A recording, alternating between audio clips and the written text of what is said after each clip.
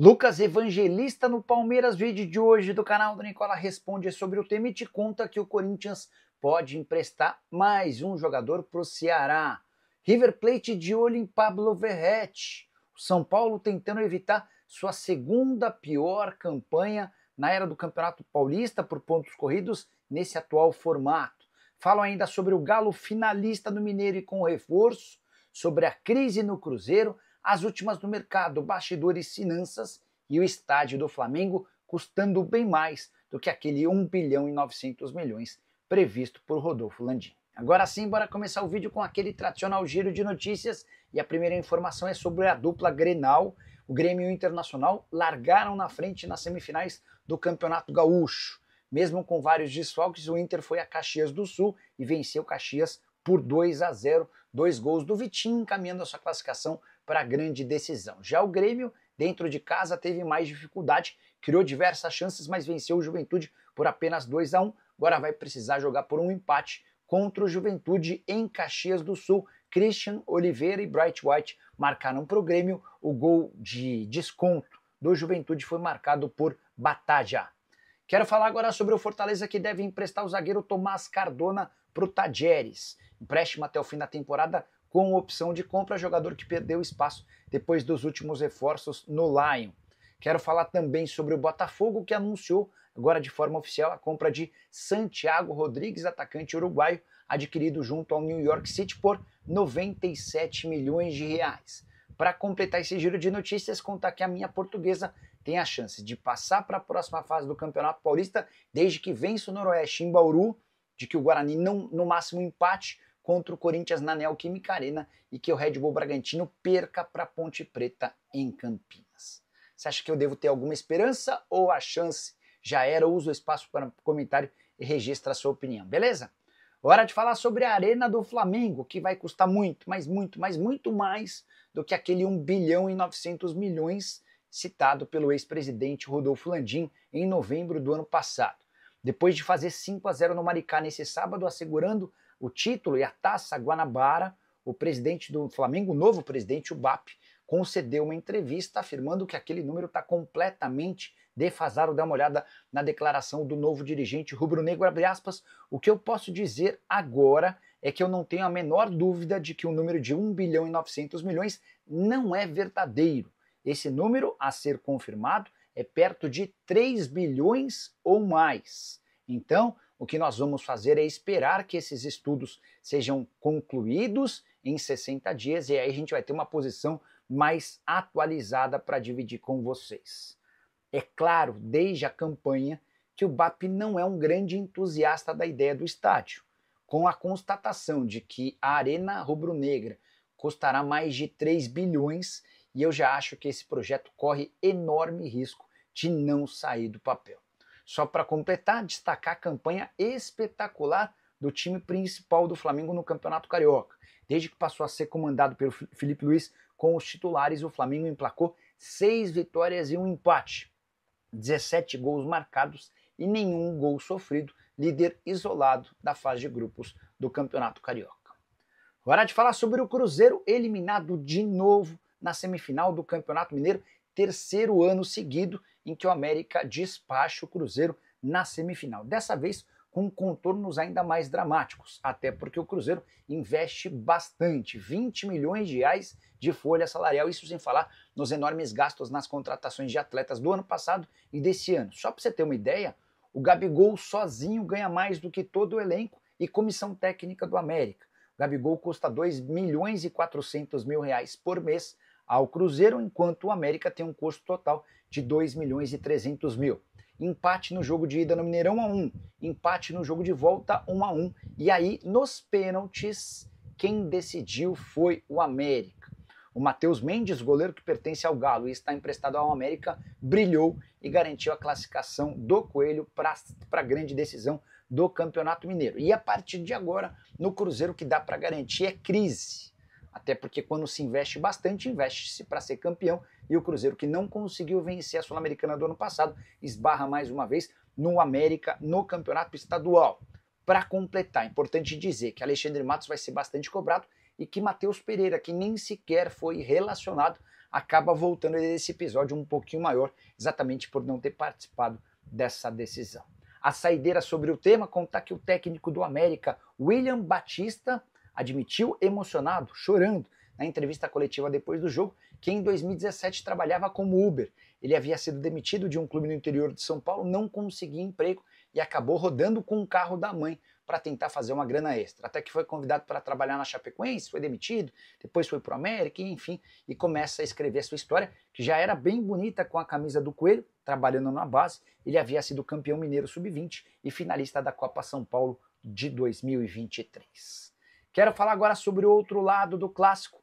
O Atlético Mineiro, como se imaginava, é finalista do campeonato estadual. Nova vitória por 2-0 contra o Tombense. Agora em Sete Lagoas, placar agregado de 4-0 nos dois jogos. E um dos destaques dessa partida de volta foi o Rony, que acaba de ser contratado. Ele marcou o gol que abriu o placar. Roger Carvalho fez contra o segundo gol do Galo.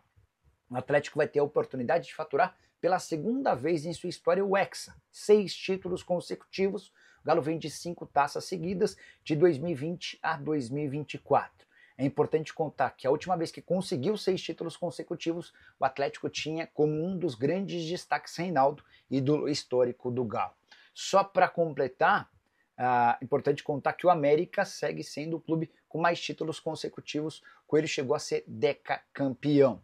Última do Atlético. Ivan Roman, zagueiro de 18 anos de idade, chileno, que pertence ao Palestino, será reforço do Atlético, compra de 50% dos direitos econômicos por 2 milhões de dólares. Ele vai assinar um contrato de 5 anos, também contei para vocês que existe otimismo no Galo em relação a Thiago Mendes. O Atlético já se dispôs a pagar parte daquilo que vai lucrar com a venda do Otávio para o Fluminense, para tentar uma compensação financeira para o Al Rayyan, clube que detém os direitos econômicos do Thiago Mendes até a metade do ano. Diante desse cenário, até o staff dos jogadores já admite que hoje o Galo está mais perto de contratar o Thiago Mendes do que o São Paulo, com quem o Thiago negocia desde o ano passado. Por falar no São Paulo, deixa eu contar que o Tricolor tenta evitar sua segunda pior campanha no Campeonato Paulista, com o atual formato de disputa. Para evitar essa decepção, o time precisa vencer o São Bernardo nesse domingo, fora de casa. Partida que encerra a primeira fase de grupos. São Paulo já está classificado, mas não tem o primeiro lugar garantido. O Tricolor hoje soma 16 pontos contra 15 do Novo Horizontino. Novo Horizontino que vai a Ribeirão Preto enfrentar o Botafogo. Se o São Paulo perder ou empatar e o Novo Horizontino vencer, isso significa que nas quartas de final, confronto entre Novo Horizontino e São Paulo será em Novo Horizonte. E aí a tragédia é anunciada, pressão em cima do Zubeldia já é gigante, se tornaria ainda pior. Queria falar sobre as campanhas, né? Desde que o Campeonato Paulista passou a ser disputado com esse formato em 2017. Desde então, a pior campanha do São Paulo é de 2019, quando o time ficou em segundo no seu grupo. Era o grupo D, apenas 15 pontos conquistados. Como o São Paulo já tem 16, ele já tem uma campanha melhor do que dessa oportunidade. Mas se perder para o São Bernardo hoje, será a segunda pior campanha na história do clube.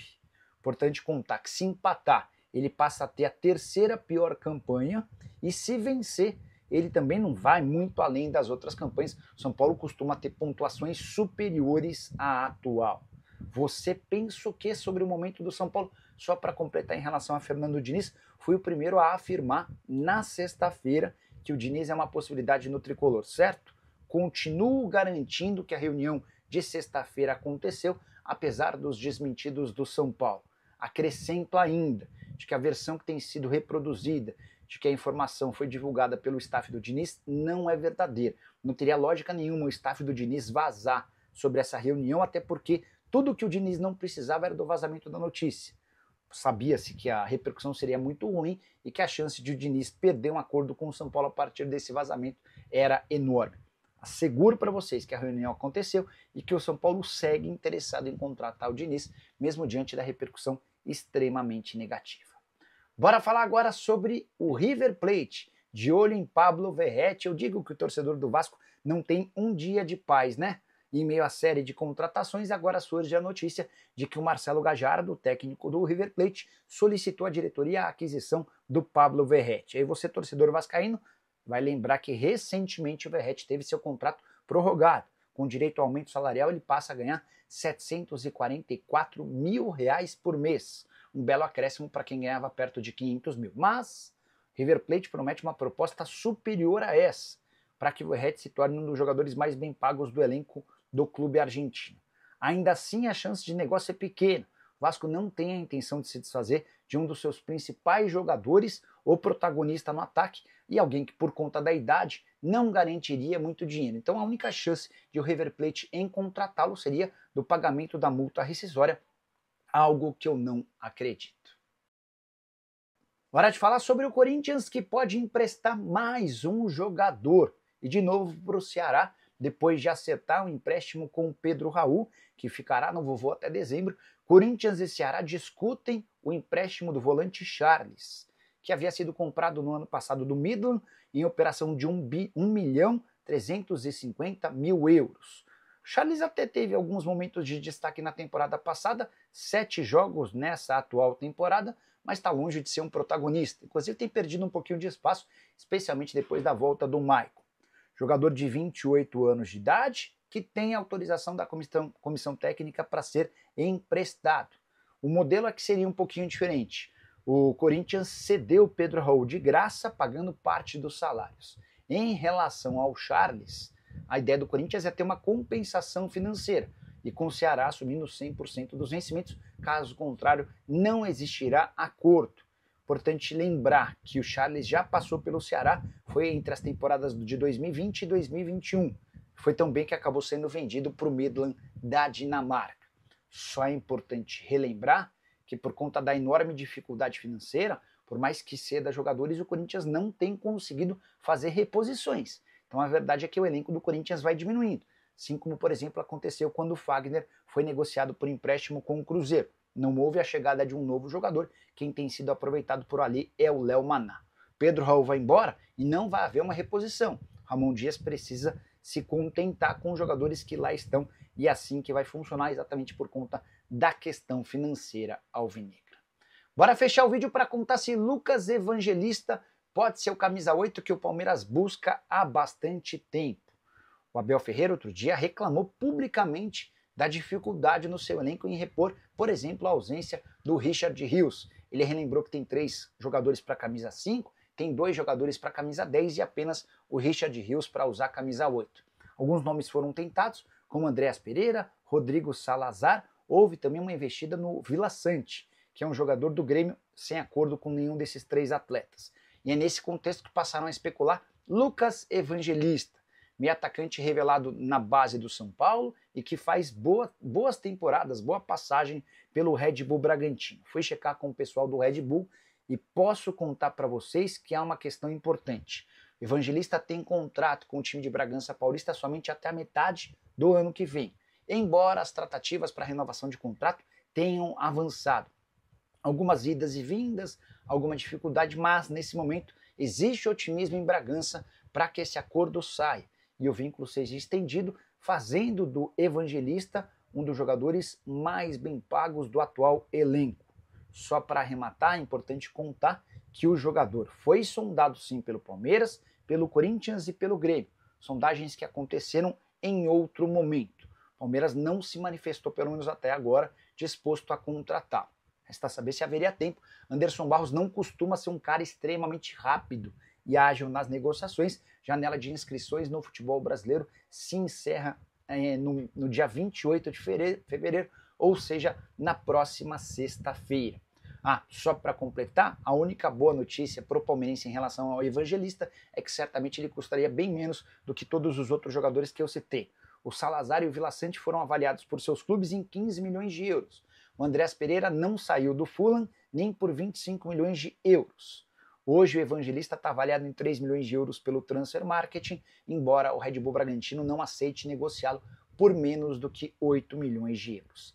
A saideira sobre o Verdão, o Palmeiras precisa vencer o Mirassol e torcer para que a Ponte Preta não vença o Red Bull Bragantino em Campinas para evitar uma eliminação que seria trágica. O Palmeiras não cai na fase de grupos do Campeonato Paulista desde 2010. E você acha que o Palmeiras se classifica? Já usa o espaço para o comentário. Só não esquece de deixar like, de se inscrever no canal. A gente se encontra mais tarde. Tchau!